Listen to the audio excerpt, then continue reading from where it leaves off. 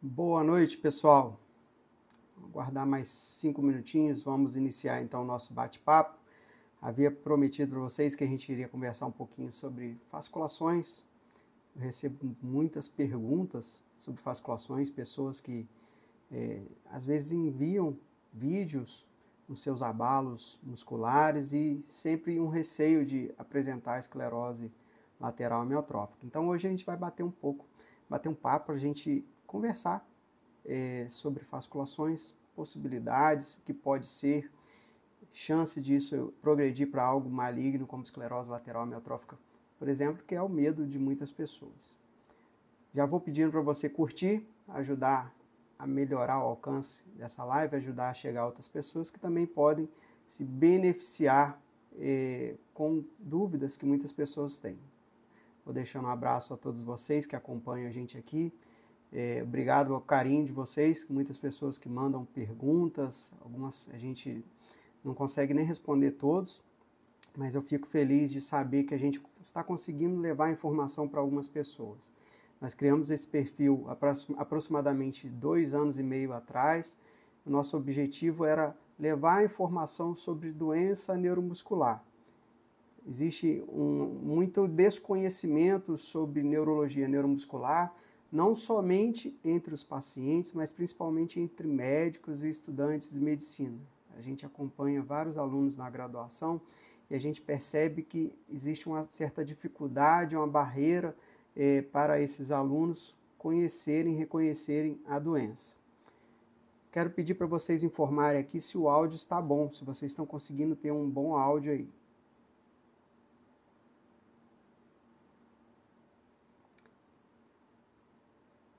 Ótimo, obrigado pelo retorno então. Então, como estava comentando, nós criamos esse perfil há cerca de 2 anos e meio atrás, com muita reticência, apesar da gente postar quase todos os dias vídeos comentando de alguns casos, comentando de alguns pacientes, a gente, de certa forma, quem me conhece sabe tanto da minha timidez. Para mim, essa é uma certa barreira, uma certa dificuldade para poder vencer essa etapa. Muito vem de incentivo da minha irmã, que lá atrás, em 2009, quando eu me formei, ela me incentivou bastante a poder ter um perfil para poder expor um pouco sobre medicina. E sempre muito reticente, porque tinha muito temor enfim, de mexer com rede social. Lá atrás, quando começou, assim que eu formei, se você for olhar histórico da medicina, existia uma certa rejeição aos colegas médicos que trabalhavam com rede social, mas com o passar do tempo a gente começou a encarar de uma maneira diferente. Não para ter um perfil para ficar fazendo dancinha, jamais. Não, jamais vocês vão ver aqui fazendo dancinha como algumas pessoas fazem, mas sim para poder trazer informação séria, trazendo dados da literatura e trazendo artigos que possam referenciar aquilo que a gente está falando. Então, a gente tira muita dúvida de vocês trazendo um artigo, trazendo revisões, principalmente quando tem uma revisão sistemática, a gente costuma trazer esses dados para poder fortalecer o que a gente está falando. Deixar um abraço aí para os meus meninos, Gabriel, Davi e Matheus, estão assistindo a live, mamãe, papai ama vocês. Então, a gente trouxe esse perfil para poder trazer um pouquinho sobre doença neuromuscular. Existe um desconhecimento grande, como falei, os alunos de medicina têm muito receio quando o paciente neuromuscular, tem muita dificuldade, e a gente tenta passar isso de uma maneira bem simples, não utilizando termos médicos, mas trazendo termos, uma linguajar bem popular para as pessoas entenderem. Eu acho que, de certa forma, a gente tem conseguido levar essa mensagem. Hoje o tema que nós vamos abordar aqui é fasciculações. Todos os dias, não tem um dia que eu não recebo perguntas aqui. Tem alguns vídeos que a gente conversa um pouquinho sobre fasciculações. A gente tem alguns vídeos que a gente mostra casos de pacientes com doença neuromuscular, esclerose lateral amiotrófica, às vezes lesão radicular, às vezes paciente com polineuropatia, que apresentam fasciculações. Então a gente observa que fasciculações ele é um tema amplo e bem extensivo. Ele não significa que a pessoa tem doença do neurônio motor, principalmente esclerose lateral amiotrófica. Mas, ainda assim, tem pessoas que apresentam síndrome de fasciculações benignas e tem um medo muito grande de evoluir com esclerose lateral amiotrófica. A melhor forma que nós temos de lidar com isso é trazer a literatura para o nosso lado e demonstrar o que nós temos de evidência na literatura sobre progressão ou não, se isso está associado a uma doença maligna ou não. O fato é que a imensa maioria das pessoas que às vezes procuram a gente aqui, a gente observa que esses pacientes, essas pessoas não apresentam fasciculações. Como vocês viram no vídeo que eu fiz hoje de uma chamada para essa live, muitas dessas pessoas apresentam simplesmente mioclonias ou tremor. E alguns também apresentam mioquimias, sendo que a mioquimia ela é uma contraçãozinha muscular que ela se associa muito com ansiedade, estresse e com privação de sono. Então, se você for procurar, analisar a histórico dessas pessoas, são pessoas que dormem mal, são pessoas que dormem pouco, são pessoas estressadas e isso faz aumentar muito essas contrações que nós chamamos de mioquimia. Por outro lado, existem algumas substâncias que podem também provocar essas mioquimias, que são essas contraçõezinhas musculares que algumas pessoas apresentam, e isso vai incluir o uso excessivo de cafeína, também alguns estimulantes, tem pessoas que às vezes estão exagerando o consumo de energéticos e isso pode descompensar a cafeína. Medicamentos anabolizantes, tem pessoas jovens que fazem uso excessivo de anabolizantes para hormônio não esteroidal em academias para poder ficar fortinho, virar um bodybuilder da vida, e essas pessoas começam então a apresentar essas contrações musculares, então nos procuram para poder saber por que elas estão apresentando essas contrações, principalmente quando vem para a internet e ouve a palavra esclerose lateral amiotrófica. Mas o que então seria a esclerose lateral amiotrófica? Aquilo que nós conhecemos como esclerose lateral amiotrófica, ela é uma doença neurodegenerativa do sistema motor. E esse sistema motor, ele pode pegar tanto feixes de neurônio que saem do cérebro em direção à medula, como também esses feixes que se conectam com neurônios motores ainda na medula, e esses neurônios motores vêm para a fibra muscular propriamente dita. E com isso, você começa a ter então um processo neurodegenerativo dessas estruturas neuronais, e com isso o paciente começa a evoluir principalmente com fraqueza muscular. Então veja, todo paciente com ela tem fraqueza muscular, algo que pessoas com fasciculações benignas não vão apresentar. Ah, mas eu tenho fasciculação benigna e apresento fraqueza. Não é incomum pessoas que têm um grau de ansiedade grande apresentar fadiga muscular e até mesmo fraqueza muscular. Isso a gente vê na prática. Então, pessoas que têm grau de ansiedade intensa, elas também podem apresentar fraqueza muscular, com uma grande diferença. Pacientes que têm esclerose lateral amiotrófica, eles têm uma fraqueza contínua. Além dessa fraqueza, a pessoa tem atrofia muscular, ela tem outros sinais neurológicos que nos ajudam a ter uma certeza que existe um probleminha nesse neurônio motor. Ao contrário de pessoas que têm apenas fadiga associado a estresse e até mesmo fraqueza muscular a estresse, que apresentam esses quadros de fraqueza e de fadiga muito associados a períodos de muito estresse. Mas quando a pessoa melhora esse grau de tensão muscular, elas observam que a força é normal. E isso não ocorre em paciente com esclerose lateral amiotrófica. Um paciente com esclerose lateral amiotrófica, ele tem fraqueza muscular mantida e sustentada que vai piorando ao longo dos meses e ao longo dos anos. Existem várias formas de doença de esclerose lateral amiotrófica. Tem pacientes que começam a apresentar fraqueza na musculatura que nós chamamos de musculatura bulbar ou musculatura da deglutição, também associado à fraqueza na musculatura da nossa fonação, e com isso a pessoa começa a apresentar engasgos, tosse, uma tosse persistente devido ao refluxo traqueal. Essas pessoas podem ter sensação de alimento agarrando no pescoço.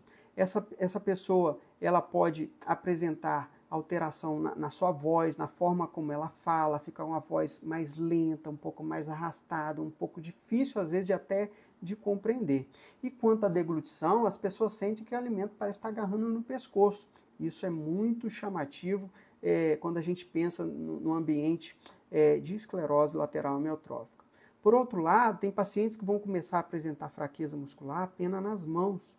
Então a pessoa começa a perceber que a sua mão está ficando mais fraca.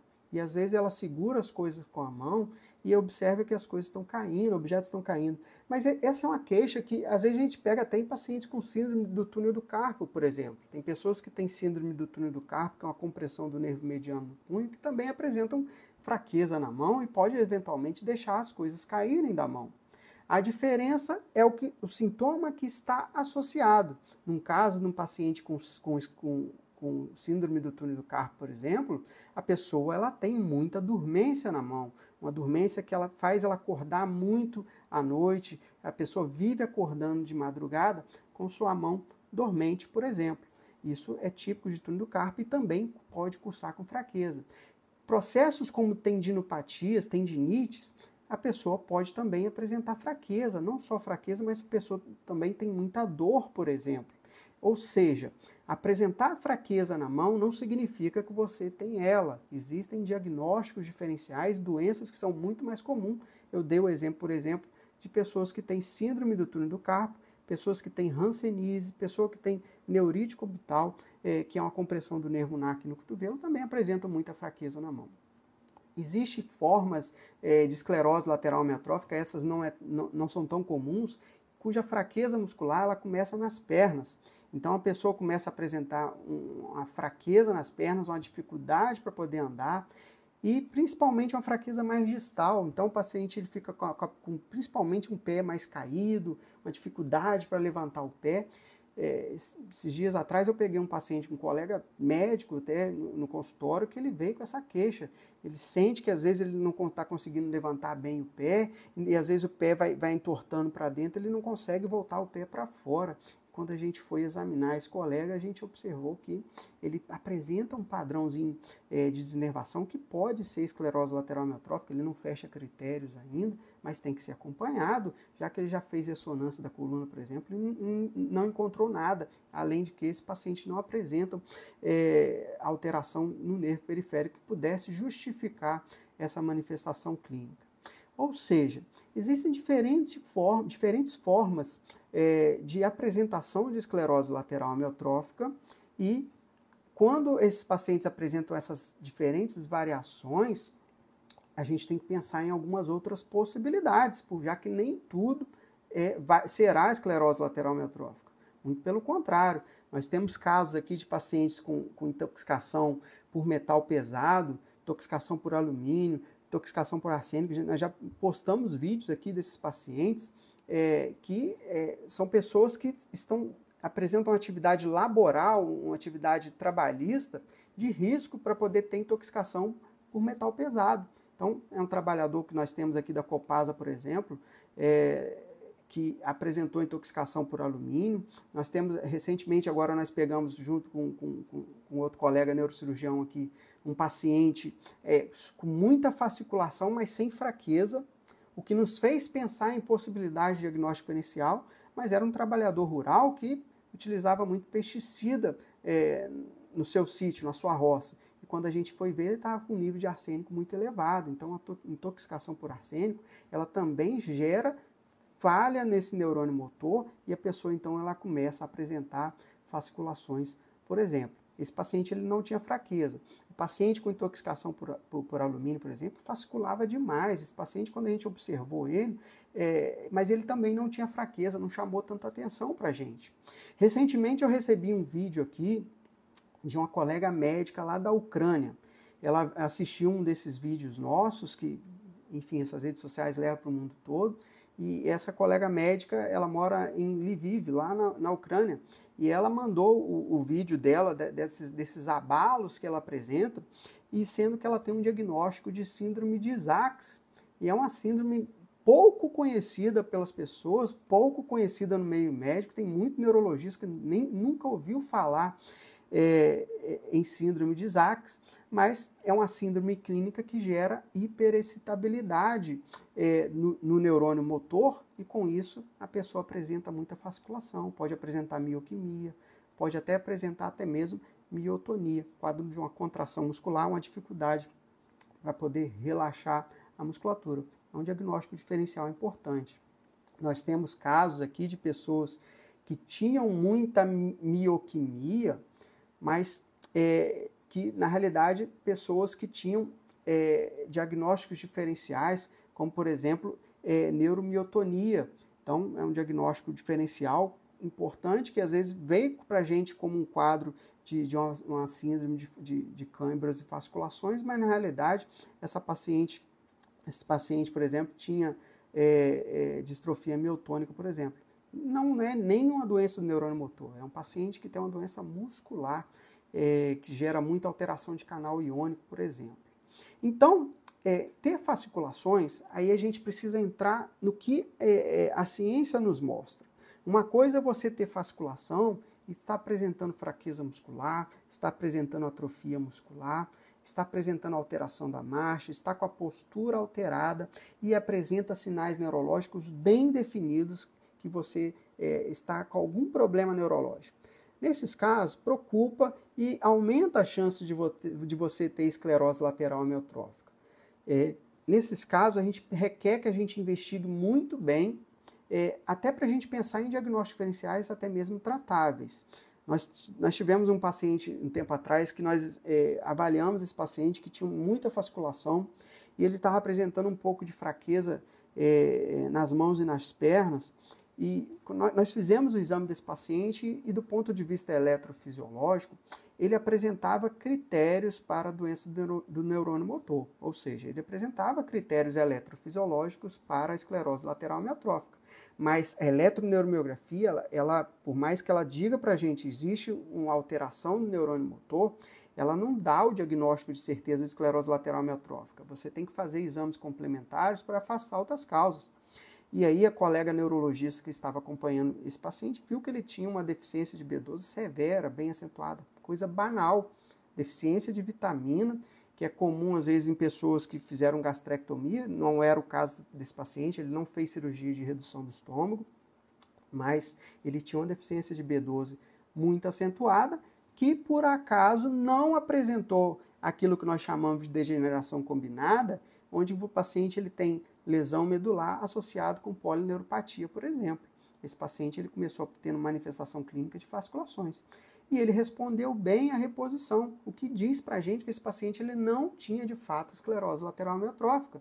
Ele tinha um quadro de deficiência de B12 severa e bem acentuada. Aqui na nossa região, aqui em Governador Valadares, essa região aqui do leste mineiro que nós falamos, tem muitas pessoas que vão para os Estados Unidos trabalhar na América. E de vez em quando a gente recebe pacientes aqui que vêm com quadro de síndrome de ELA, ou seja, uma pessoa que vem com quadro de fraqueza muscular, que vem com atrofia muscular, que vem fasciculando. Mas lá nos Estados Unidos eles têm uma doença lá chamada doença de Lyme, algo que a gente não tem aqui no Brasil, não é comum a gente ter aqui. Está muito associada à picada de carrapato, por exemplo. Então, sempre que a gente recebe pacientes de lá, a gente tem de extrema importância que a gente faça a investigação para a doença de Lyme, por exemplo.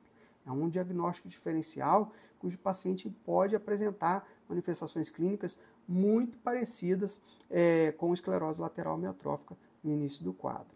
Por outro lado, existe uma doença imunológica, uma desordem imunológica que vai causando alteração na condução do nervo, causando bloqueio na condução do nervo. A bloqueio da condução do nervo, você imagina, você tem um fio, eu pego um fio aqui e começo a desencapar esse fio. Com isso você pode gerar perda de corrente. Isso acontece também no nervo periférico. Essa corrente que tem que ser transmitida por dentro do fio do neurônio, ela começa a se perder para o meio externo.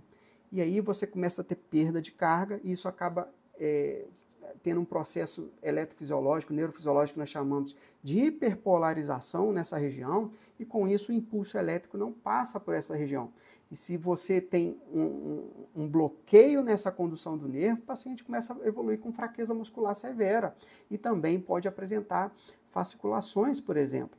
Então, isso é um quadro que nós chamamos de neuropatia motora com bloqueio de condução, que é um diagnóstico diferencial importantíssimo, cujo a pessoa que faz a eletroneuromiografia, ela tem uma extrema responsabilidade de fazer esse tipo de avaliação, porque é uma doença totalmente tratável. Se você inicia o tratamento para esse paciente, grande parte desses pacientes eles vão apresentar uma melhora clínica e vão responder e vão recuperar a sua força muscular, vão diminuir as suas fasciculações, por exemplo. Por outro lado, tem situações onde o paciente ele chega com fraqueza muscular, ele chega apresentando atrofia fasciculações e até mesmo sinais de comprometimento de neurônio motor superior, aumento de reflexo, a hiperreflexia, por exemplo. E aí, quando você vai para os exames complementares, que são obrigatórios a ser realizados em todo paciente com síndrome de ELA, por exemplo, às vezes você encontra lá uma estenose cervical, um quadro degenerativo da coluna, que é comum após aí 60 anos de idade, principalmente, e você começa então a ter um aperto da medula espinhal. Junto com esse aperto da medula espinhal, você vai tendo um comprometimento da raiz do nervo, e com isso a pessoa pode apresentar muita fraqueza muscular associado com atrofia muscular, com fasciculações. Ou seja, parece muito em carinha de ELA, mas não é ELA. Então, por isso é importante a gente investigar. Mas no caso das pessoas que têm fraqueza muscular, mas não tem... no caso das pessoas que têm fasciculações, mas não tem fraqueza, não tem atrofia, você examina a pessoa está bem do ponto de vista de força muscular, do ponto de vista de troficidade muscular.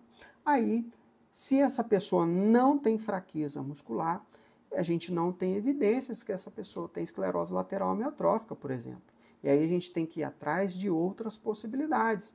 Que possibilidades seriam essas? A síndrome de câimbras e fasciculações, que é mais que a gente vê muito comumente em pessoas jovens, pessoas aí na faixa de 20, 30 anos de idade.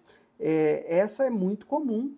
E o que a pessoa que tem síndrome de câimbras e fasciculações pode apresentar? Uma pessoa com síndrome de câimbras e fasciculações, ela comumente pode apresentar fadiga muscular, ou seja, é um sintoma que ocorre na ELA, mas com a pessoa com a doença totalmente benigna, como síndrome de câimbras e fasciculações, também apresenta. Pessoas com síndrome de câimbras e fasciculações também pode apresentar fraqueza muscular. A diferença que é uma fraqueza muscular é que a pessoa tem a percepção. Então, o paciente ele tem uma percepção de fraqueza, mas quando a gente examina, a gente não observa fraqueza. Os testes provocativos, testes de avaliação de força mínima, eles não se alteram. Então, nesses casos, é muito mais uma percepção do paciente do que uma fraqueza propriamente dita. Mas existe chance de um paciente com síndrome de fasciculações benignas progredir para ela? Olha, isso é tema de muita discussão. Vou ver se eu consigo colocar aqui para vocês uma publicação. Eu acho que perdão, eu nunca fiz live aqui, eu não sei nem se eu consigo colocar aqui um papel de fundo aqui, para mostrar um slide para vocês. Eu acho que eu não vou conseguir, não. Mas não tem problema. Tá? Aqui, fundo. Não.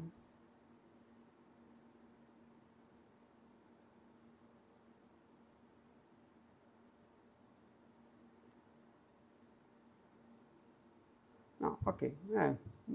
Não sei se tem como fazer. Peço desculpa. Mas teve uma meta-análise que foi publicada no final do ano passado e nós fizemos até um vídeo aqui que nós falamos nesse vídeo sobre na realidade foi uma revisão sistemática. Então esse autor ele pegou alguns estudos de pacientes com síndrome de câimbras e fasculações e aí ele fez então uma revisão de pacientes que evoluíram com esclerose lateral amiotrófica. E o resultado é que nenhum paciente evoluiu com ela. Ou seja, eles acompanharam esses pacientes em torno de 5 anos. Tá? Em 5 anos, ninguém evoluiu com ela. Ok? Mas existem casos? Existem. Tá? Sendo bem sincero, é muito raro isso acontecer. A gente ouve em congressos de colegas que às vezes já tiveram casos de pacientes que apresentavam somente fasculações que evoluíram, mas isso é muito raro. Tá? Então, assim, quando a gente mexe com coisa muito rara, foge muito foge muito do normal. Nesses casos, a melhor coisa que a gente pode falar para as pessoas, principalmente quem teme muito apresentar esclerose lateral amiotrófica, é tentar desligar das fasculações. Ter fasculações não é fácil. Quando você pega uma pessoa que apresenta fasculação, é normal, o medo, o temor de evoluir com ela, mas a gente tenta trabalhar trazendo esses dados, principalmente de revisão sistemática, que mostra que a chance é muito rara e o que demonstra que são patologias distintas. Então, você ter hiperestabilidade do neurônio motor não significa que você vai ter ela. Então, a melhor forma que nós temos para poder passar isso para vocês é saber se isso de fato é ela ou não. Uma pergunta importante. As pessoas que apresentam esclerose lateral amiotrófica, todas elas fasciculam? A imensa maioria sim.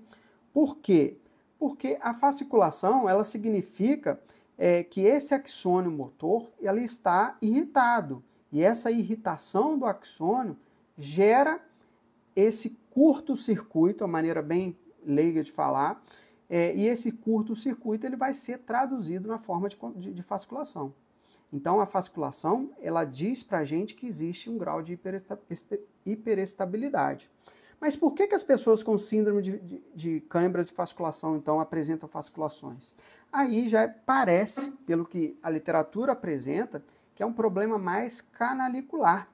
O nervo periférico ele apresenta diversos canais iônicos, que nós chamamos, e ao tempo todo, esses canais iônicos eles são funcionantes e você tem passagem de íons. E íons eles apresentam carga elétrica. E quando você tira a carga elétrica de dentro do fio, de dentro do axônio, e joga para fora, ou o contrário, de fora para dentro, você acaba gerando corrente elétrica. E essa corrente elétrica pode ser manifestada na forma de descarga neuronal, que pode ser traduzido do ponto de vista clínico na forma de fasculação. A própria mioquimia também é uma forma de hiperestabilidade, sendo que a mioquimia a gente vê nesses casos associado à lesão do neurônio motor, mas a gente vê muito também em casos, por exemplo, associado a pessoas que fizeram radioterapia. É muito comum a pessoa que fez radioterapia, às vezes câncer de mama, por exemplo, a pessoa faz uma irradiação por radioterapia nessa região da mama e às vezes lesa o plexo, por exemplo, e a pessoa apresenta muita mioquimia. E aí apresenta aquelas contraçõezinhas involuntárias, muito semelhantes a fasculações, e nem sempre é fácil, às vezes, você só olhar e você diferenciar uma situação da outra. Nesses casos, é mais interessante a eletrofisiologia, a eletroneuromiografia, ela consegue diferenciar bem se aquilo é uma fasculação, se aquilo é uma mioquimia, por exemplo. Por outro lado, as mioclonias, elas também podem apresentar esses abalos musculares, essas pequenas contrações musculares. Então, mioclonia, ela significa uma contração muscular muito rápida. E as mioclonias, elas podem estar associadas às lesões encefálicas. Então, por exemplo, uma pessoa que sofre um traumatismo de crânio, um TCE, por exemplo, elas podem apresentar quadros de mioclonia pós-trauma, Pessoas que têm parada cardíaca. Existe uma síndrome clínica que nós chamamos de síndrome de Lance-Adams, onde a pessoa que apresenta parada cardíaca, ela acaba gerando uma falha de oxigênio no cérebro, e isso pode se manifestar posteriormente na presença de mioclonias. Então a pessoa começa a apresentar umas contrações muito rápidas, semelhante a sustos. Tem pacientes que referem que sentem sustos ou choquinhos. Tem pessoas que referem assim também esses abalos mioclônicos. E existe também epilepsias na forma de mioclonia, aquilo que nós chamamos de epilepsias mioclônicas. Já é uma outra patologia, ela não está associada, por exemplo, à fraqueza muscular e à disfunção do neurônio motor, por exemplo. Outro diagnóstico diferencial, nesses casos onde a pessoa tem muita fasciculação e não apresenta fraqueza muscular, seriam as síndromes que causam hiperestabilidade periférica. Além da síndrome de Chambers e fasciculações, vai entrar a síndrome de Morvan, que é uma doença canalicular, que está associada também à alteração de canal iônico, onde a pessoa apresenta muita fasciculação, mas também ela não atinge somente o neurônio motor periférico, ela também pode atingir o sistema nervoso central, e o paciente começar a evoluir com encefalopatia, com epilepsia, com alterações mais graves até. Existe também, além da síndrome de Chambers e fasciculações, a própria doença de Isaacs, a síndrome de Isaacs que nós falamos, que também é uma doença canalicular, e cujo paciente também apresenta muita fasciculação e também é uma doença canalicular, uma alteração na condução elétrica desse nervo periférico. Ok? Espero que vocês tenham compreendido. Agradeço demais a presença de vocês. Tem algumas pessoas aqui que participam muito. Sara é uma pessoa que tem ela familiar, sempre muito participativa. O Eudes também, muito participativo. Muito obrigado pela presença, está sempre comentando os nossos vídeos. Tá? Ele pergunta aqui, doutor, microtremores na língua, pode ser sintoma de doença neurônio motor? Ô Eudes, a língua, eu já até comentei isso com você, a língua é um músculo muito trêmulo. Não é fácil avaliar fasciculação na língua. Então, fasciculação na língua, o médico ele tem que ter uma certa experiência de avaliar essas fasciculações. A língua tem que estar num repouso intenso, que se o paciente ele não consegue relaxar, ele começa a gerar contração na língua, você vai ver muito tremor da própria língua, então requer um pouquinho de experiência, tá? Mas, se for fasciculação, sim, certamente pode estar associado à doença do neurônio motor. Ela causa tremor e tontura? Pergunta da Elaine. Elaine, obrigado pela sua pergunta. Ela pode causar polimini-mioclonos, que é uma contração muscular arrítmica. Então, o paciente lembra um pouco tremor, mas ele não é rítmico. Então, vamos lembrar que a classificação de tremor diz que é um abalo rítmico. Então, ele tem uma frequência sustentada, ok? Então, ela pode sim gerar quadros muito parecidos com tremor, que nós chamamos de polimini-mioclono, mas tontura não, a gente não espera encontrar tontura em paciente com ela, ok? Tenho todos os músculos incluindo a língua, mas não apresenta fraqueza nem sintoma bulbar. Obrigado, Audienes, pela sua colocação. Requer avaliação. Tá? Então, assim, se você tem sintoma, a primeira coisa que eu falo com todo mundo, procure um neurologista. O neurologista ele é apto a te examinar e ver se você apresenta sinal clínico de gravidade. E se você apresenta sinal clínico de gravidade, vai requerer que você faça uma avaliação complementar. Que exames complementares seriam esses? A eletromiografia é importante, a ressonância ela é importante para procurar se tem diagnósticos diferenciais. Nós citamos aqui, por exemplo, estenose de canal, por exemplo, pode dar muita fraqueza e fasciculação. Doenças metabólicas, doenças autoimunes também podem dar esse quadro. Então, são diagnósticos diferenciais. Se você tem sintomas, acho que você tem que passar no neurologista. Tenho sintomas bulbares, o médico disse ser refluxo. Será? Então, que refluxo seria esse? O refluxo laríngeo, ele pode ser uma manifestação clínica de ela bulbar, sim. O que seria o refluxo laríngeo? A pessoa ela tem uma sensação de, a todo momento, tá tendo pequenos engasgos, né? Pequenas regurgitação, então a pessoa tem muita tosse, por exemplo. Mas isso também não significa que seja ela. Existem pessoas que apresentam refluxo traqueal não associado a sintomas gerais que possam corroborar com a possibilidade de ela. Ok? Requer avaliação. Fadiga eterna nas mãos com dores, 1 ano já assim. Obrigado pela sua pergunta aí, K144. Olha, fadiga muscular ela pode ocorrer em algumas situações. Desde doenças musculares, por exemplo, miastenia graves. Um paciente miastênico, por exemplo, que é uma doença autoimune, você tem alteração dos receptores de acetilcolina, por exemplo, são pessoas que apresentam muita fadiga muscular. Você utiliza o músculo rapidinho já começa a entrar em fadiga, já começa a falhar, já começa a ter fraqueza. É um diagnóstico diferencial. Doenças musculares também podem apresentar fadiga muscular. Por outro lado, doenças psicogênicas, como por exemplo ansiedade e depressão, também geram fadiga muscular. Então, requer avaliação. Doutor, muita gente começou a ter fasciculações após vacina da Covid.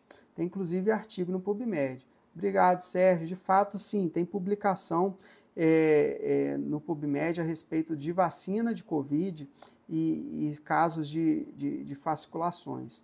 É interessante, isso até o Eudes recentemente mandou um vídeo de uma influenciadora comentando algo parecido, associando ela ao uso, por exemplo, de amálgama nas obturações.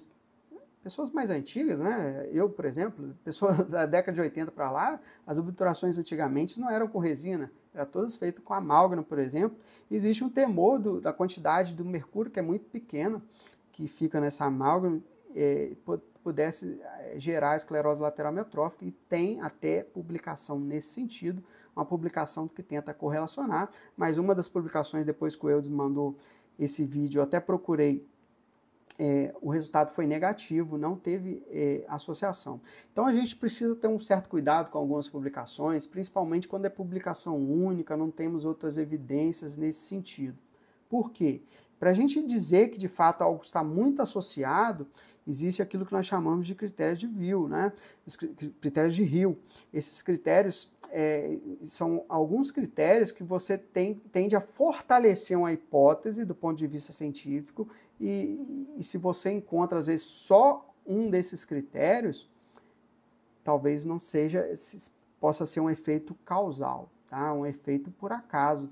Isso pode acontecer, tá bom? Então, nós não temos evidência do ponto de vista científico que vacina da Covid possa ser causa nem de ela, nem mesmo de fasciculações. Existe um temor muito grande, acho que as pessoas ficaram com muito temor, acho que a pandemia foi muito politizada, né? De certa forma, uma briga política imensa, principalmente associada à vacina, algumas pessoas muito temerosas de vacinar. Eu não vou nem entrar para esse lado. Mas as vacinas, elas têm alguns riscos para a pessoa apresentar alguns efeitos adversos, principalmente síndrome de Guillain-Barré, muito associado à vacinação.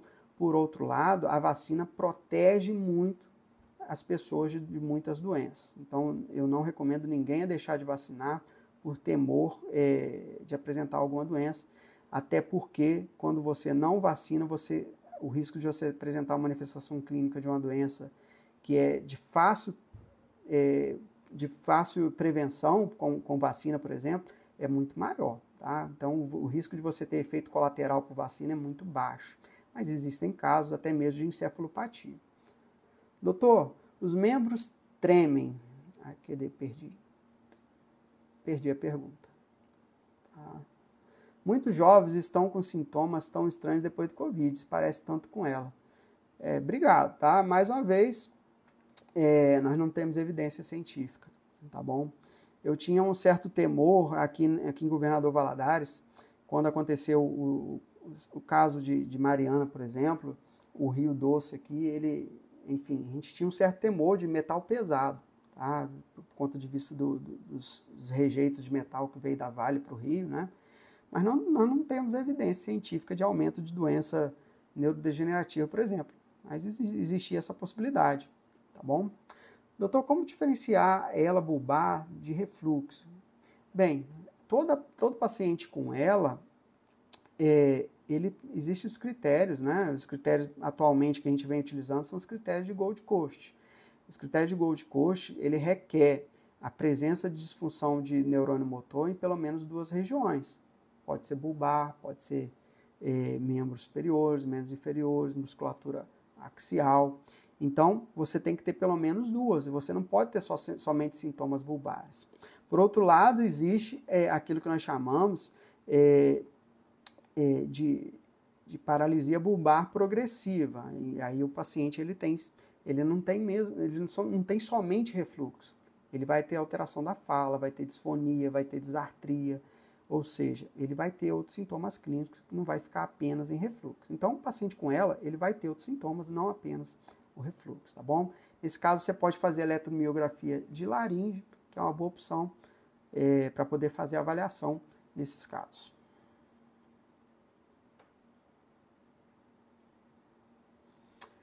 Quanto tempo demora para ser descartado 100% ela? Eu sou do pensamento que você descarta ela na primeira consulta. Tá? Basta uma avaliação e você já examina e você tem muita garantia, muita certeza quanto a isso. Quanto a isso, né? Então, basta uma avaliação clínica com alguém que tem muita experiência, um bom neurologista consegue fazer isso, tá? Do ponto de vista clínico. Às vezes pede um outro exame para poder acalmar. É igual dor de cabeça. Se a gente for pensar, a gente não precisa pedir tomografia para dor de cabeça. Basta entender a história clínica, examinar o paciente. A chance da gente encontrar alguma coisa em tomografia é de 0,033%. Tá? É a chance do acaso, né? Eu posso escolher alguns de vocês aqui, fazer uma tomografia e encontrar alguma coisa. Mas muita gente tem medo de aneurisma, medo de tumor, né? Mas é a chance do acaso, né? Então, basta a gente ter conhecimento e saber examinar. Se você tem um bom exame neurológico, você sabe examinar bem, se você confia no seu neurologista, seu neurologista ele é apto, ele entende bem dessas doenças, isso é suficiente, tá bom? Então, tem pacientes que a gente examina, de cara a gente já exclui, se você não tem ela, esquece, tira isso da sua cabeça, se você ficar pensando nela, você vai ficar doente. Tem muitas pessoas que mandam mensagem que eu falo, tira da sua cabeça que você tem ela, você não tem ela, você vai acabar ficando doente, ok? E gera psicose, gera ideia fixa, gera medo de ter doença, e isso a pessoa começa a dormir mal, aí ela vai começar a apresentar fadiga, pode começar a apresentar fraqueza psicogênica, tá certo? Precisamos fazer eletroneuromiografia todos os anos? Não, eu falo isso com todo mundo. Eu vivo de eletroneuromiografia, tá? Eu não vivo de consultas, eu vivo de eletroneuromiografia, não vivo apesar de fazer monitorização neurofisiológica, não é a minha realidade aqui no interior, eu vivo de eletroneuromiografia. Eu falo com muita clareza, se você tem síndrome de fasciculações benignas, não faça eletroneuromiografia. Se você não tem sintomas, você não teve nada novo, para que você quer fazer eletroneuromiografia? Só vai te gerar tensão e estresse. Entenda que aquele estudo que eu falei para vocês, que nenhum paciente evoluiu com ela, 80% das pessoas permaneceram com fasciculações. Então, você vai continuar tendo fasciculação, não significa que você tem ela, tá bom? Então, assim, quanto à eletroneuromiografia, somente surge sintoma novo, tá? Quanto tempo de fasciculação para poder descartar? Luana, obrigado pela mensagem, tá? A Luana é muito participativa, está sempre mandando mensagem para a gente também. Luana, como eu falei com você, tá? Esse estudo, que nós temos de estudos assim, a longo tempo, né? Mais de 5 anos acompanhando. Então, assim, esquece. Se você passou num bom neurologista, ele já descartou que você tem ela, desliga a sua cabeça, tá?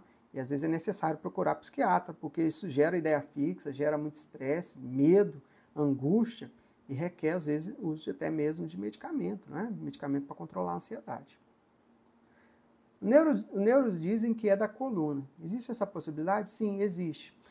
Fasciculação, tanto fasciculação e atrofia, sempre que você tem acometimento do neurônio motor inferior, você pode ter tanto fraqueza quanto atrofia, tá?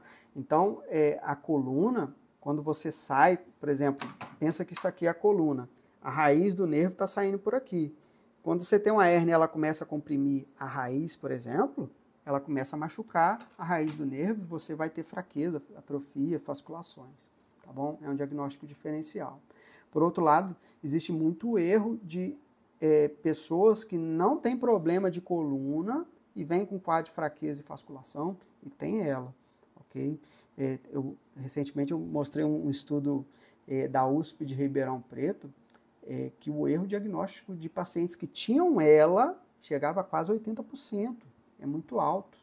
Então, essas pessoas rodam, principalmente com colegas que não têm um bom manejo em doença neuromotor, e aí a ortopedia, nada contra os ortopedistas, tenho excelentes colegas ortopedistas, mas é a especialidade que mais erra no diagnóstico. Tá? Infelizmente, tem muito paciente que acaba passando por cirurgia, sendo submetido à cirurgia desnecessária.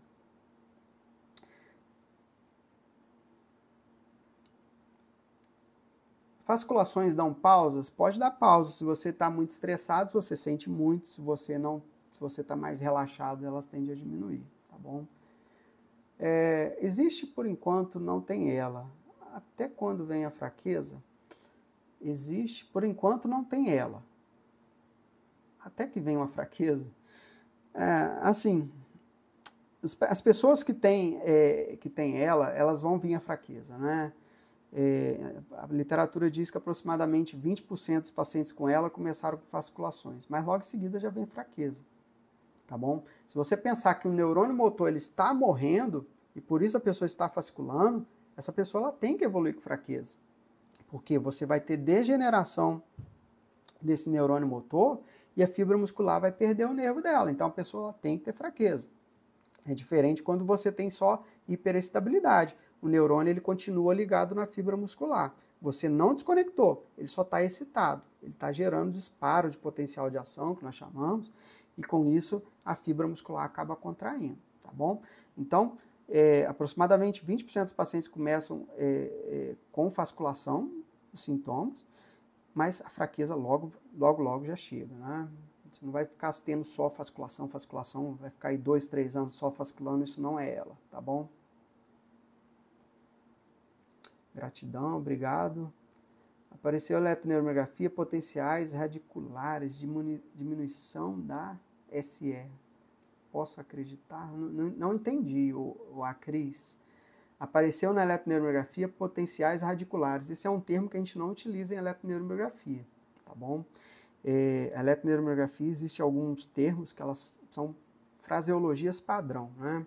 Então, quando você insere a agulha no músculo, isso nós chamamos de atividade de inserção. Na fibra muscular normal, a gente insere, aparece uma resposta ali muito curta e ela depois fica completo silêncio. Em pessoas que têm instabilidade da fibra muscular, e aí essa instabilidade ela pode ser tanto por alteração da fibra muscular, ou seja, doença muscular, ou quanto por perda da inervação dessa fibra muscular, no caso seria uma desnervação, aí ela pode apresentar alguns potenciais, pode ser fibrilação, onda positiva, ok? Mas isso não é específico, doença muscular apresenta.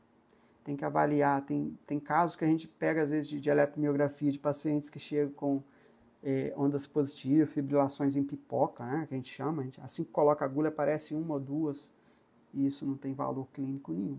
Tá? Então a contração tem que avaliar todo o contexto. Eu falo muito isso com vocês. Às vezes tem pessoas que às vezes mandam algumas coisas, faz alguns comentários, mandam algumas perguntas, mas a gente não entende nada sem contexto. Tudo tem uma história, a história clínica da pessoa, o que ela começou apresentando, quanto tempo, a evolução, como foi a progressão, tudo isso vai dizer pra gente se você tem doença ou não. Meu filho foi diagnosticado com distrofia muscular de cinturas, ele começou a fazer uso de corticosteroide. Obrigado, Sofia. Eu estou devendo um vídeo de distrofia de cinturas. Eu já estou separando um material para fazer um vídeo bacana sobre distrofia muscular de cinturas, tá bom? O que é fibrilação que aparece na eletroneuromiografia? O que significa fibrilação? Fibrilação, ela é uma instabilidade da fibra muscular, tá? E ela dá um disparo que acontece na fibra muscular, que normalmente numa fibra muscular normal a gente não espera encontrar, só que ela não é específica, ou seja, em pacientes com doença muscular, elas podem estar presentes, por exemplo. A gente vê muito, por exemplo, polimiosite, que é uma doença muscular, não é ela, a gente vê muita fibrilação, por exemplo. Tá? Doutor, os membros tremem ao serem contraídos, tem fasciculação desde 2022, devo me preocupar? Então, Matheus, obrigado pela sua pergunta. O tremor, aí depende, né? Tem que ser avaliado aí o que seria esse tremor, tá? Eu mostrei, no vídeo que eu fiz de chamada aqui para essa live, eu mostrei um paciente que ele fazia extensão do punho e ele começava a tremer, né? Mas isso não é fasciculação, tá bom? Tem pessoas que têm tremor, tem várias causas, né? Pode ser desde disfunção tireoide, pode ser por uso de medicamento, tem algumas causas de tremor. A gente não consegue dar valor para isso.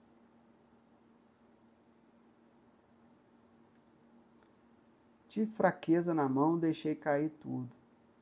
Logo após um mês, fasciculação. Fiquei 2 meses sem força. Então, isso fala muito contra ela, né? Você pode até ter algum problema, né? Mas ela não deve ser, com toda certeza. Tá? Por quê? O paciente com ela, várias coisas falam contra ela. Primeiro, episódio agudo. Né? Ela não ocorre fraqueza muscular aguda.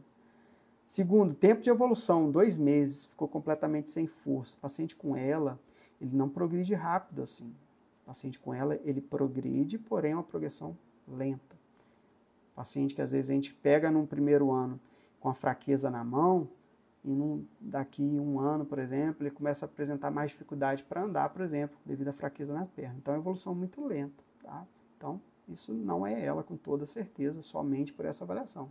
Aí cabe avaliação. Será que é paralisia periódica? Enfim, tem alguns diagnósticos diferenciais. Às vezes tem a sensação de choques, tipo usados na fisioterapia, só que leve. Seria fibrilação? Não, fibrilação não dá sintoma, Sérgio. Fibrilação ele é um achado do exame de agulha na eletromiografia, tá bom? Mas ele não tem manifestação clínica, ok? O choque pode ser diversas coisas, né? Até mesmo entrépima, né? Um nervo preso. O exemplo que eu dou muito é síndrome do túnel do carpo, ou até mesmo a neurite cubital. Realizei artrodese cervical, na sequência comecei as fasciculações. Obrigado pela sua pergunta. Artrodese cervical. O que é isso aqui que eu fiz? Tá. Ok, acho que eu apertei alguém para entrar aqui. Mas vamos lá. Artrodese cervical pode gerar fasciculações? Pode, tá? Não pela artrodese em si, tá? Exceto se houve alguma lesão durante o procedimento, tá? Mas que normalmente as pessoas fazem a artrodese. O que é a artrodese, pessoal? É quando você coloca aqueles parafusos na vértebra, tá? Na coluna. As pessoas que fazem esse procedimento, normalmente é porque elas estão tendo um quadro compressivo sobre raiz ou medula espinhal. Então, se você tem um quadro compressivo sobre a raiz, isso por si só já justifica você ter fasciculações, tá bom?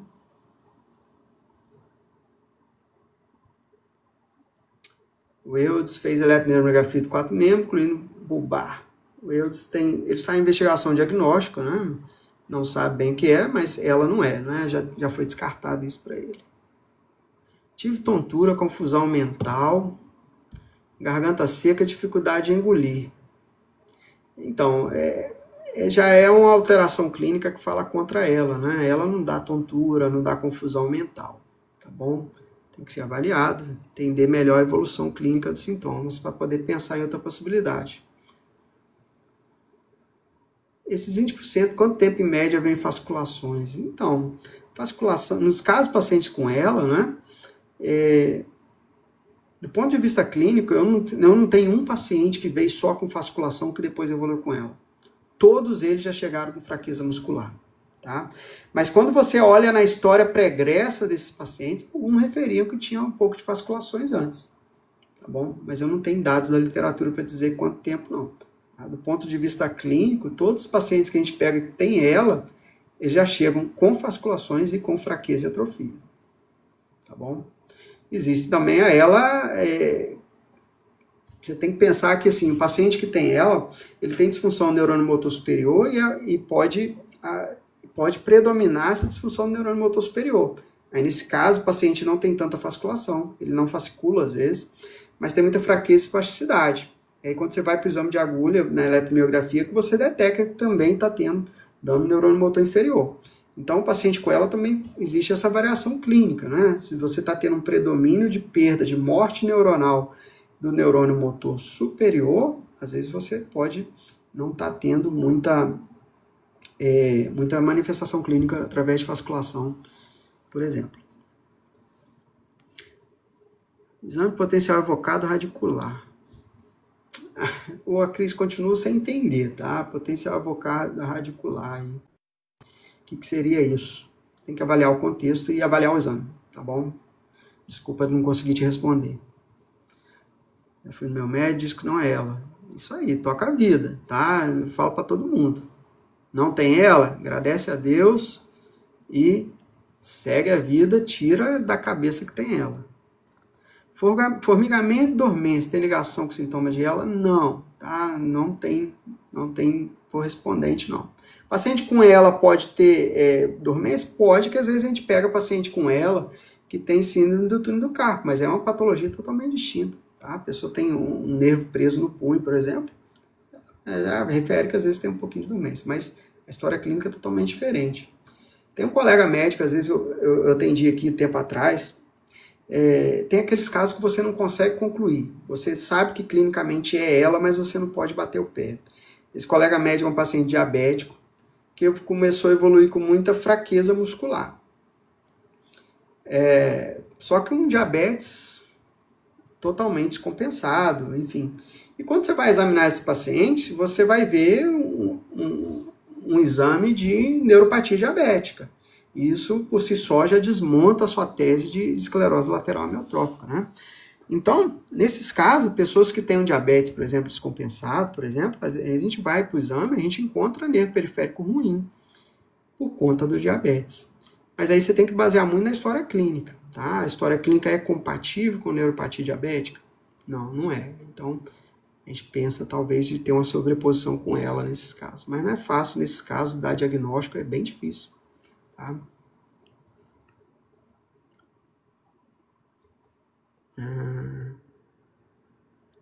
O que o doutor define como fraqueza? Eu fiz um vídeo recente sobre isso, eu tinha perguntado o que é fraqueza muscular objetiva.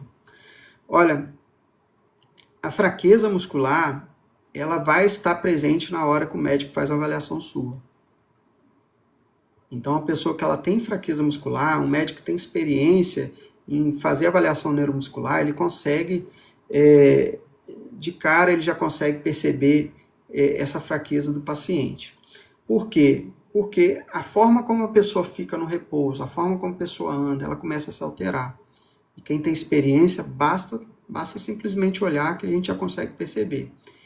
Às vezes é muito sutil, aí existem testes provocativos, testes do ponto de vista neurológico, que nós realizamos para poder avaliar a fraqueza mínima, fraqueza sutil. E aí a gente pode começar a observar essa fraqueza nos testes neurológicos, tá bom? Não existe nada de fraqueza muscular quando você não tem outro sintoma associado. O que eu quero dizer com isso? Se você tem fraqueza, e isso está ocorrendo por disfunção do neurônio motor, você tem que ter outros sinais clínicos. Tem que ter fasciculação, tem que ter atrofia, tem que ter alteração do reflexo profundo, tem que ter sinais de acometimento do neurônio motor, por exemplo, neurônio motor superior, sinal de Babinski, Hoffman, tem que ter outro achado. Senão a gente fica no campo das suposições.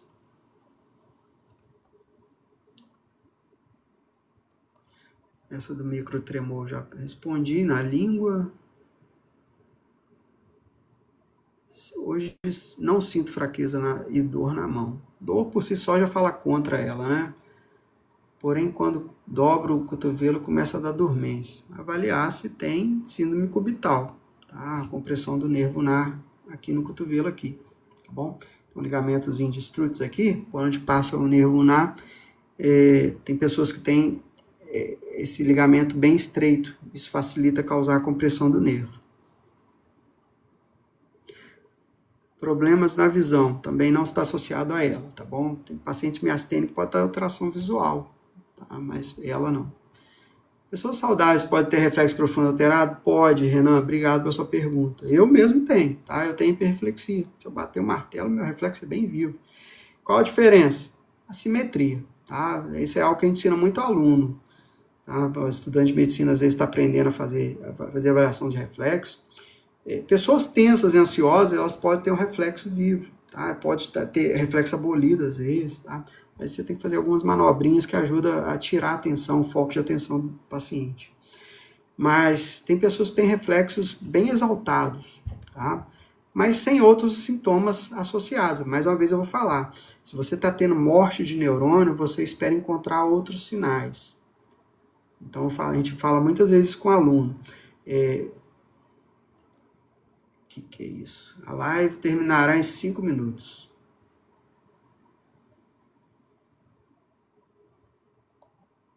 Só um minutinho, pessoal.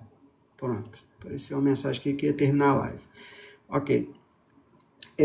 Então, assim, a gente fala às vezes muito com o aluno. Quando você vai examinar um paciente que ele tem um problema na unidade motora, por exemplo, que é o neurônio motor inferior com a fibra muscular, o paciente ele não vai ter somente a queixa da fraqueza, ele não vai ter somente a fraqueza em si. Você vai ter que encontrar outras alterações, vai ter que ter fasciculação, vai ter que ter alteração do reflexo, vai ter que encontrar algum grau de atrofia. Quando você começa a sedimentar essa compreensão, você começa, então, a diferenciar daquilo que é patológico daquilo que não é, tá bom? E avaliar também se tem do distúrbio metabólico, né? Às vezes a pessoa tá com algum distúrbio metabólico, pode alterar o reflexo, tá bom? As pálpebras de pacientes com ela ficam flácidas? Não é comum, tá? Então, um paciente com ela, não é comum ele ter queda de pálpebra, ok? A gente vê muito queda de pálpebra em pessoas que têm miastenia graves e pessoas que têm doenças musculares. Existem algumas doenças musculares que têm uma predileção a ter queda de pálpebra. Um diagnóstico diferencial importante nesses casos. Ela causa rigidez nos dedos da mão, dor? Olha, rigidez e dor na mão está muito associada à doença reumática, tá? Artrite reumatoide, por exemplo. Às vezes a gente pega o paciente de consultório que chega, a articulação toda dura, você começa a querer esticar e não consegue, ok? Mas isso se associa mais com as doenças reumáticas, artrite reumatoide principalmente. Minha esposa está aqui, ela pode falar bem sobre isso. É verdade que não ela, quando a língua começa a fascicular, ela fica constante. Eu não entendi bem a sua pergunta. Ela causa rigidez no dedo, já respondi, tá? Paciente com ela, ele pode ter rigidez, tá, pessoal? Mas devido à hipertonia, né, a disfunção do neurônio motor superior, o paciente pode apresentar espasticidade. Nesse caso, o paciente tem espasticidade, ele vai ter o que nós chamamos de sinal de canivete, né? Mesmo o paciente é bem rígido, você começa a abrir o braço, por exemplo, do paciente, você tem muita resistência, depois ele abre bem, ele abre mais rápido, é igual o canivete, você tem uma resistência grande no início, mas depois ele abre com muita facilidade, ok? E tem hiperreflexia, vai ter sinal de Babin, sinal de Hoffman, outros sinais associados. O que é hipoternia? Deve ser hipertonia? A hipertonia é o aumento do tônus muscular. Todo mundo, pessoal, tem um certo grau de contração muscular no repouso. Então, se você olhar a sua fibra muscular, ela tem um pouco de contração muscular no repouso, ok? Então, quando você faz a avaliação desse tônus muscular no repouso, ele diz como está o seu tônus. Tem pessoas que têm hipotonia, parece que você está apertando. Se você apertar o seu músculo, você sente que ele é um pouco durinho, mesmo o seu músculo estando parado. Você não está exercitando para você gerar aquele volume ali. Então, você aperta, você sente que ele é um pouquinho durinho. Paciente que tem hipotonia, um Guillain-Barré, por exemplo, você aperta, eu costumo falar às vezes com os alunos, que parece que você está apertando uma esponja. É muito macio. Você sente que está flácido, ok? E um paciente que tem hipertonia, ele é muito duro. E o fato dele ser muito travadinho gera umas contrações que mudam a postura do paciente. Tá? Então, isso seria a hipertonia. Existem testes neurológicos específicos para avaliar o tônus muscular.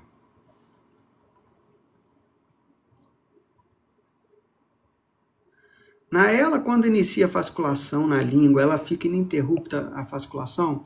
Eu estou pensando em uma doença neurodegenerativa que é progressiva, ou seja, aqueles neurônios, aqueles feixes de neurônio que estão morrendo, eles não vão recuperar, perdão, eles recuperam, mas continua tendo mais morte neuronal, de maneira que as fasciculações elas vão persistir, a atrofia vai começar a ficar evidente. Tá? Então, sim, pacientes com ela terão fasciculações, mas também começarão a apresentar atrofia muscular na língua, por exemplo.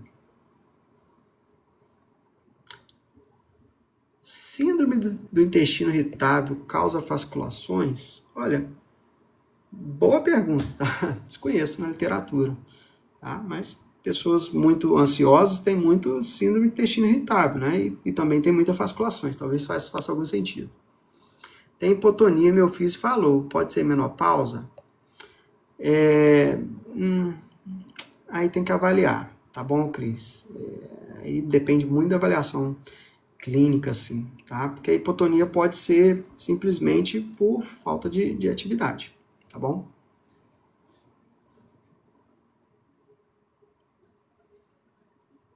Vou ver aqui. Pode falar sobre o tempo de evolução da ELA? Então, a ELA ela é uma doença que ela tem uma evolução muito lenta. Então, o paciente... Nossa, deu uma clareada aqui. Ok. Então, o paciente que tem ela, ele apresenta uma evolução bem lenta, bem arrastada, e você vai acompanhando esse paciente ao longo do tempo. No primeiro ano, você observa que esse paciente ele teve um declínio, nada tão acentuado. Você não vai pegar, por exemplo, um paciente que começa com a fraqueza, você pegou ali nos primeiros meses e no final do ano ele está na cadeira de rodas sem andar, não. Mas ele vai estar vindo arrastando mais a perna, vai estar andando com mais dificuldade, por exemplo. Tá? O que a gente sabe que a sobrevida média esperada no paciente com ela na forma esporádica é em torno de 2 anos e meio. Okay? A ela familiar costuma viver mais. Tá? Tem pacientes com ela familiar aqui, mais de 10 anos de evolução. Tá? Tem um que está em cadeira de roda, tem outro que ainda anda com auxílio de muleta, com andador. Enfim, isso varia muito. Tive 2 meses de fasciculações no joelho, fui no neuro, aplicou do botox e parou. Uma forma boa de resolver, né? Aplicar botox ali não vai ter contração da fibra muscular. Mas, enfim, é um local que a gente não costuma ver fasciculação com muita frequência, tá bom? Fasciculações no joelho especificamente, tá bom? Observar, tá? Se está só no joelho, dificilmente isso deve ser ela, tá bom?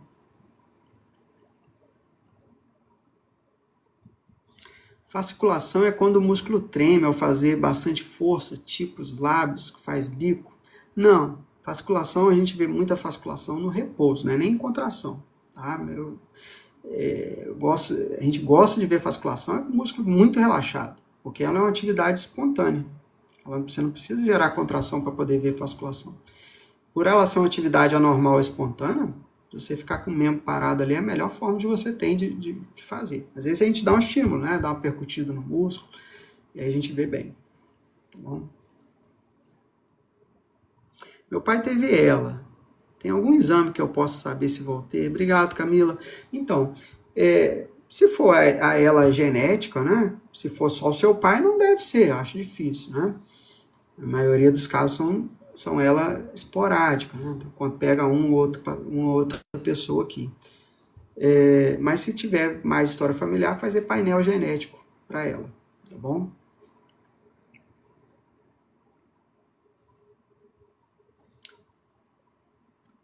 Tenho fã alterado, mas não foi encontrado nenhuma doença reumática. Essa aí, minha esposa, essa é muito paciente com isso, tá? As pessoas que têm fã positivo não tem nenhum sintoma, né? Nada a fazer. Não deveria nem ter solicitado o exame de fã, né? Exame a gente só pede quando tem contexto. Tá? Se você tiver sintoma clínico compatível com doença reumática, lúpus, né? Artrite reumatoide, enfim, pode ser que seria interessante. Mas se não tem nenhum contexto, não era nem para o médico ter pedido. Eu tive fasciculações, mas sou corredor, continuo correndo. Pode descartar ela? Então, atividade muscular excessiva pode gerar fasciculações. Tá? Então, pessoas que treinam muito, elas têm fasciculações. Pós-exercício, você vai para academia, malhou demais, você pode ter fasciculação no corpo, tá bom? Isso não é incomum, não. Por que a síndrome está aumentando em jovens? A síndrome de fasciculações benignas, eu imagino, porque as pessoas estão dormindo pouco, tá? Falo por mim mesmo, tá? Às vezes eu durmo pouco também.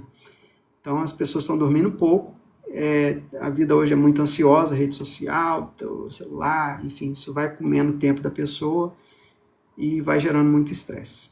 Tá? Alguns têm alguma doença, né? Aí tem que ser investigado. É uma característica das fasciculações da ELA quando ocorre fasciculação após contração muscular? Não. Tá? Mais uma vez eu vou dizer, a fasciculação, ela é uma atividade espontânea. Ela tende a surgir mesmo no repouso, e no repouso você vê ela muito mais do que com esforço físico, tá bom?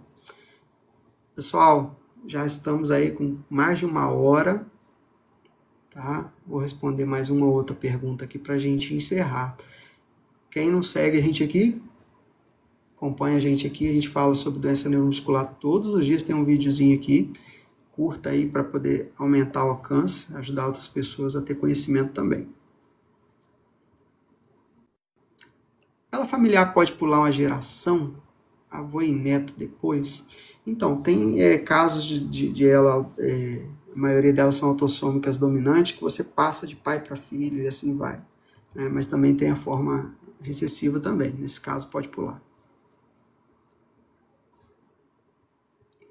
Denervação na mão obrigatoriamente perde a força no músculo desnervado? Se você está perdendo a inervação, significa que a fibra muscular não recebe controle para ter contração. Nesse caso, sim, tá bom? Aí tem que avaliar diagnóstico diferencial. Tem a fasciculação faz tempo, descobri mielopatia cervical, tem a ver? Então, Thaís, obrigado pela sua pergunta interessante, tá? As fasciculações, ela é uma irritabilidade do neurônio motor inferior.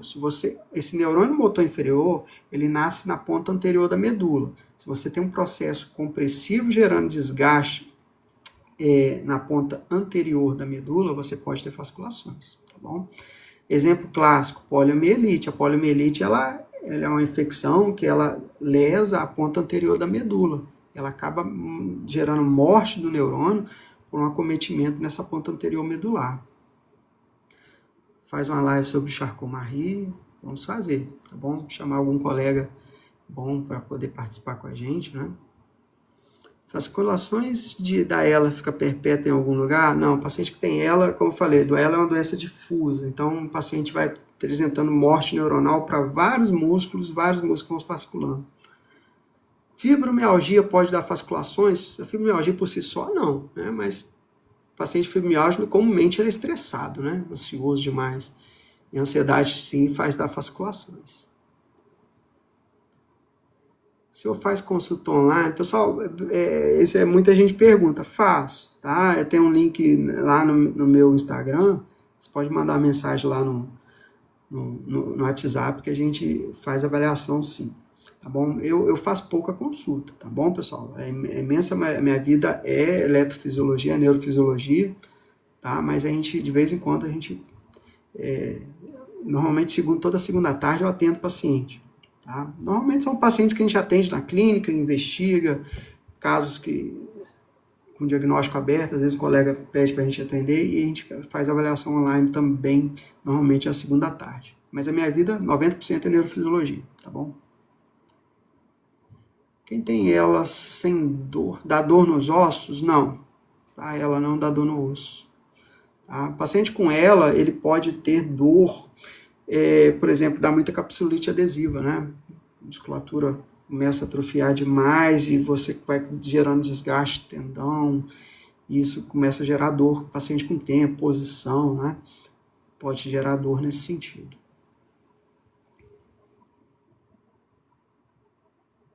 Se ganhar músculo na academia não é ela, não. paciente com ela que vai para academia com o objetivo de ganhar músculo, ele vai ficar mais fraco e mais atrofiado. Tá bom? Não é indicado o paciente com ela fazer musculação, porque atividades que você gera sobrecarga, você aumenta a intoxicação oxonal retrógrada, evolui mais rápido a fraqueza muscular. Tá bom? Então, assim, não tem nem indicação de fazer. Tá bom? Não é que é proibida a atividade física paciente com ela, tá? Pode ser feito, deve ser feito, mas não atividade com carga muscular. Boa noite para você também. É isso então, pessoal. Agradeço vocês, tá, por ter participado. Temos aqui 39 pessoas, chegou a ter quase 50 aqui no maior momento aqui. Obrigado por acompanhar nosso trabalho no nosso perfil. Espero ter ajudado vocês, esclarecido dúvidas, espero ter contribuído para poder tirar as dúvidas de vocês. Tá bom? Deus abençoe a vida de vocês. E eu sempre falo com todos vocês, uma coisa é eu estar aqui do lado de cá.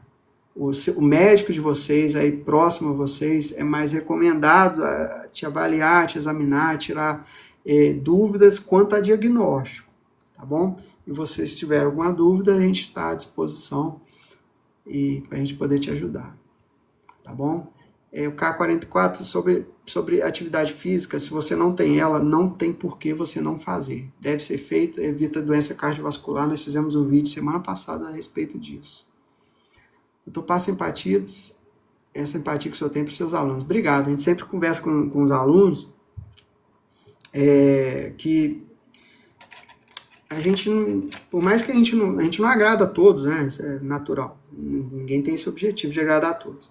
Mas, às vezes, pequenos atos fazem a diferença na vida das pessoas. Né? E uma simples atenção, uma simples fato de você ouvir os pacientes é mais do que suficiente. Pessoal, muito obrigado, tá bom? Deus abençoe a vida de vocês. Forte abraço.